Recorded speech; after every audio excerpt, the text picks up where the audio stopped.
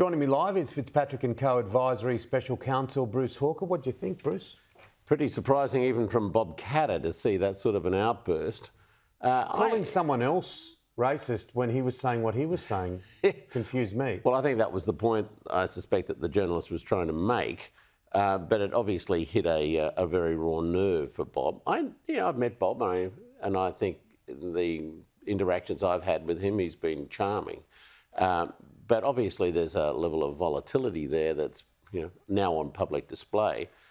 He comes from a mixed heritage. He had Lebanese ancestry and Irish Australian as well. Apparently, according to his son, there are issues involving his father and his mother, which sort of could contribute to this sort of a reaction. So it's not entirely without excuse, I guess, but largely, I would think. And it's But deserves an apology. He should apologise. I don't care how old you are, you can't operate like that. He should apologise, and I think that would be the appropriate thing to do. And I think now that he's cooled down, perhaps he will do that. And I think that would be an appropriate action for him to take, given the volatility and the threatening nature of it. Yeah, let's hope so. Huge news on the international front this week with the expulsion of the Iranian ambassador. The first time we've seen an ambassador expelled since World War II. Yeah, well, they got caught, didn't they? And when you're part and parcel of an anti-Semitic outrage, or two at least, then the government of the representative of the government of Iran has to be dealt with in an appropriate way, and the government decided expulsion was appropriate.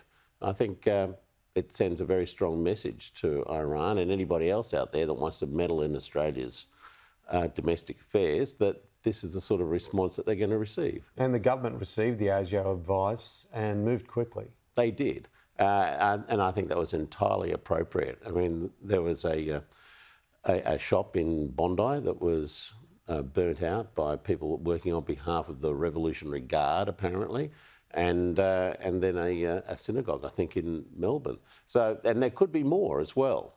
So that's an appalling intervention in Australia as lives, and particularly the Jewish communities, for heaven's sake. I mean, shocking.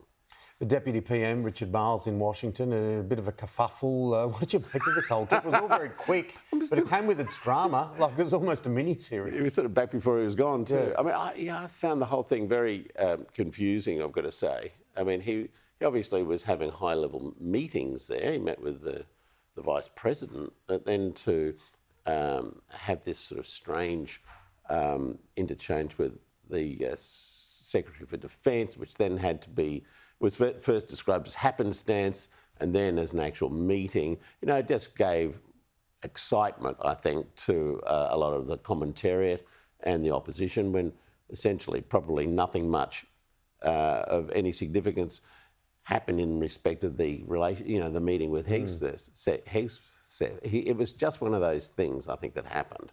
And it seems like, just on the whole idea of happenstance, it's almost like that's the kind of meeting that Anthony Albanese wants to have with Donald Trump, something in summit season, something off Broadway.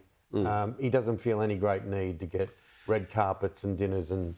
Yeah, I think that's exactly right. I think the Australian government's response to the new administration, or it's not so new now, has been pretty mature.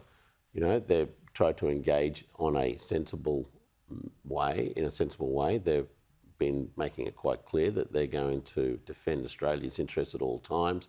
We saw that when there were attempts by big pharmaceutical interests to attack the pharmaceutical benefits scheme.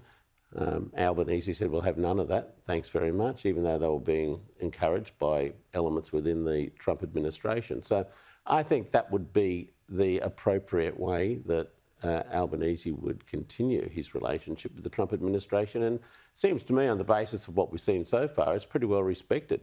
They want us to increase our defence spending, sure, but that's an argument that's still to be had. Yeah, and our Prime Minister continues to say, well, we're doing all this on our terms. He doesn't seem in any great hurry to get to the Oval Office. Good to see you, Bruce. Thanks, mate.